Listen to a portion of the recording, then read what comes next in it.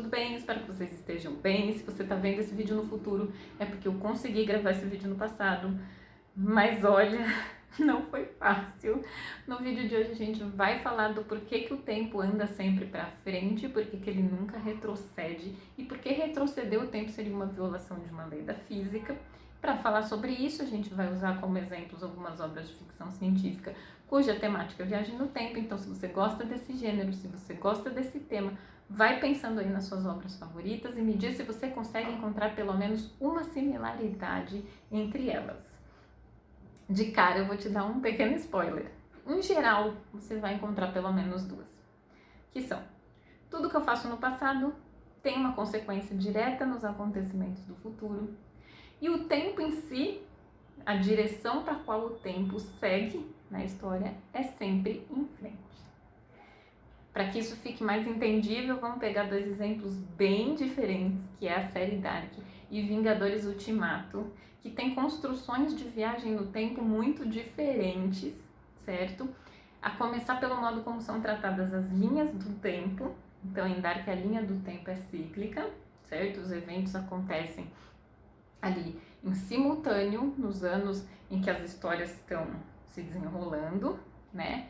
E em Vingadores Ultimato, a linha do tempo ela é reta e interferências nela geram linhas alternativas, linhas paralelas. Então já é bem diferente daí. No entanto, apesar dessa diferença, elas seguem essas duas premissas básicas de que o que eu fizer no passado vai alterar os acontecimentos do futuro e que o tempo continua correndo normalmente, como se o tempo fosse uma ferrovia e os viajantes ali, os eventos ali fossem trens. Então, os viajantes e os objetos transitam para frente e para trás na linha dos tempos, na linha do tempo, nos dois casos, porém o tempo em si segue sempre o mesmo sentido em frente. Como é que a gente sabe isso nesses dois exemplos?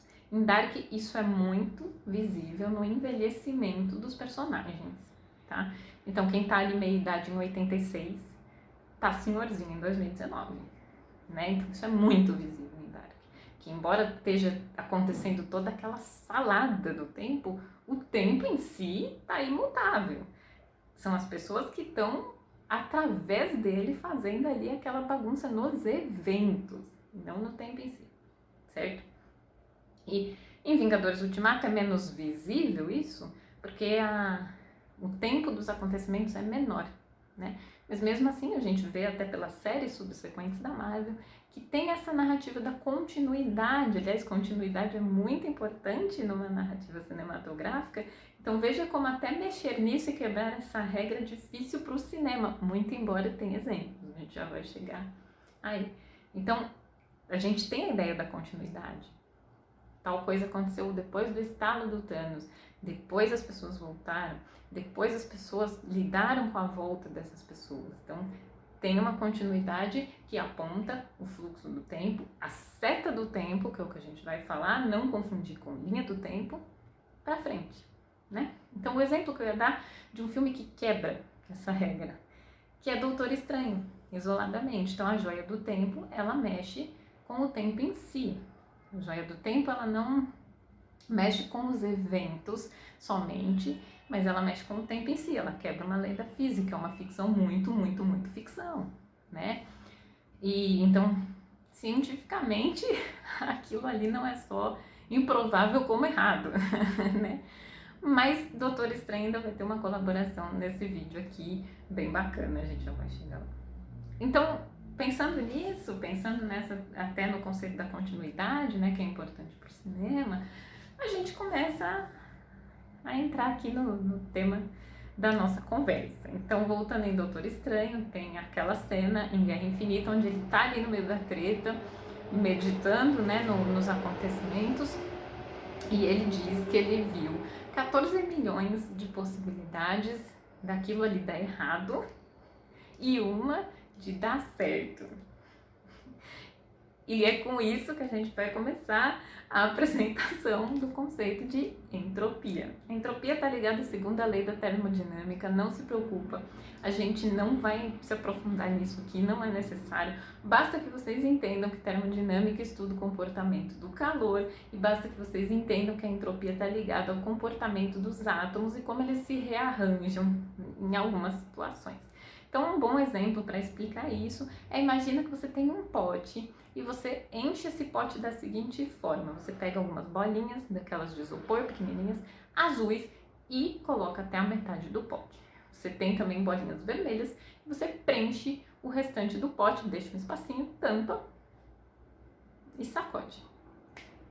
As bolinhas vão se misturar e depois disso, não importa quantas vezes você sacudir esse pote novamente, me diga qual é a probabilidade que você acha que existe dessas bolinhas tornarem a se organizarem em bolinhas azuis embaixo e bolinhas vermelhas em cima. Nenhuma, né?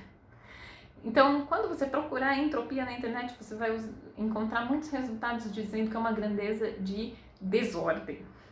Não é bem uma grandeza de desordem, né? É uma grandeza probabilística de aleatoriedade. E se você pensar nessas bolinhas como átomos, a gente chega no conceito científico da entropia. Os átomos, eles estão organizados de uma determinada forma e, dependendo do que é submetido, aquela substância, aquela situação ali, eles se desorganizam, se rearranjam de outras formas aleatórias.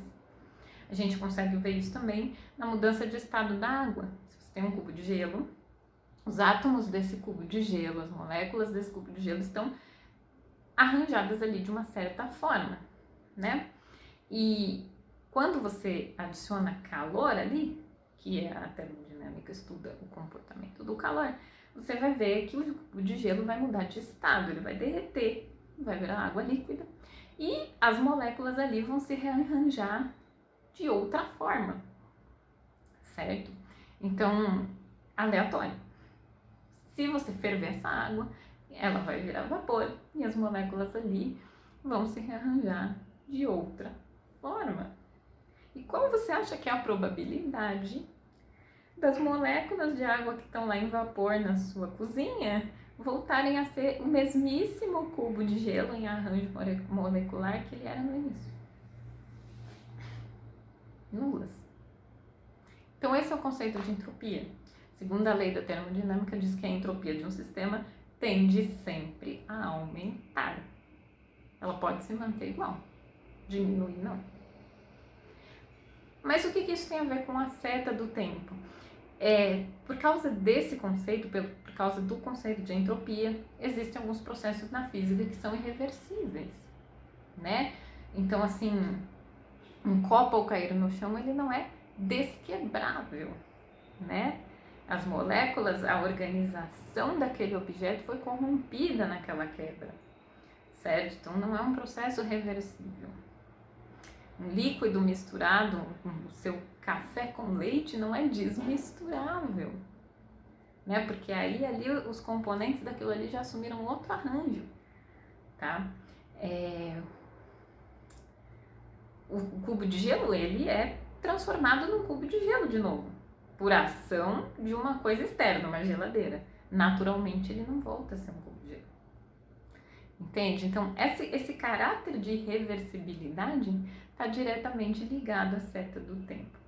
A gente vive num universo quadridimensional, então, ou quadrimensional, né? Algumas pessoas falam de um jeito ou de outro, eu não sei te dizer para vocês qual é o jeito certo, né? No português. Mas, o que isso significa? Que a gente tem 3 dimensões de espaço e uma de tempo, né? E uma coisa que é importante que vocês entendam é que algumas coisas na nossa percepção de espaço, por exemplo, estão condicionadas a outras coisas. Então, aqui, você aí na sua sala ou no seu quarto, onde você estiver, se eu te pedir para você olhar para cima, para o teto, você vai saber para onde olhar. Se eu te pedir para olhar para baixo, para o piso, você vai saber para onde olhar. Mas essa noção de para cima ou para baixo, ela é ligada diretamente à nossa percepção da gravidade. No espaço não tem para cima e para baixo, certo? Da mesma forma que o tempo, quando ele é usado na física básica para cálculos, não tem diferenciação de passado e presente. Ele é só uma grandeza. O que faz o passado e o presente é a nossa noção, o nosso conhecimento do Big Bang. O nosso conhecimento do Big Bang. Então, o que acontece quando o evento está mais perto do Big Bang, o início do nosso universo, ele está mais no passado, porque o Big Bang é o início. E quanto mais longe do Big Bang, ele está mais no futuro.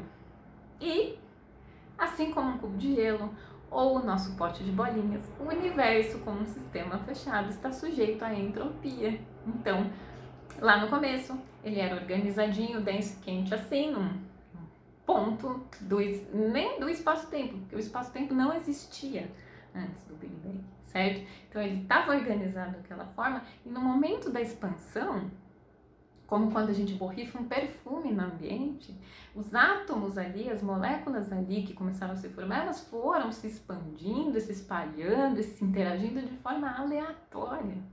Então, pensa nisso, na criação do nosso tempo, na criação do nosso espaço, esse processo entrou em curso, o processo que define a irreversibilidade de certas coisas, né? E a irreversibilidade está diretamente ligada ao conceito do ir em frente e não retroceder, certo? Então, a nossa percepção do tempo também é sempre em frente. O caráter dos eventos é cada vez mais aleatório, grosso modo. Então, a gente não se lembra do nosso futuro, porque a aleatoriedade do futuro está inerente nesse conceito de entropia que existe lá desde o nosso universo nascente, né?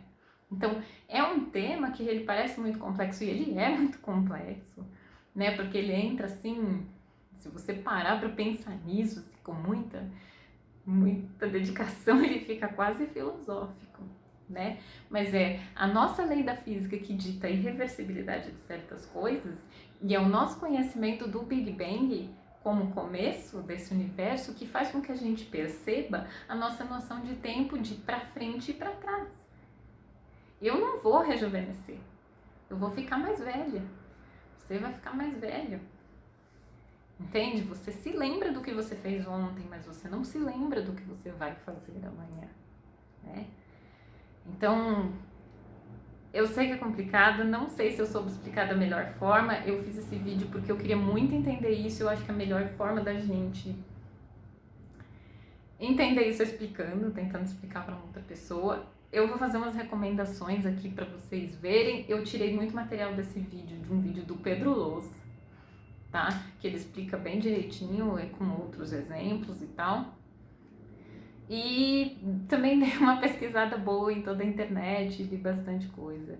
Achei interessantíssimo. Então, se vocês tiverem curiosidade de se aprofundar aí nesses conceitos, eu recomendo a pesquisa. Não vai dar para falar muito mais disso aqui nos 15 minutinhos que tem os vídeos no Instagram. Mas foi bom pra gente ficar curioso, né? E pra gente entender, assim, uma coisa que é tão intuitiva. É óbvio que o tempo vai sempre em frente, né? Mas por quê? Porque a nossa medida são os processos irreversíveis do universo, né? É como a gravidade, que é a nossa noção espacial de pra cima e embaixo. Certo? Então, espero que vocês tenham gostado e é isso.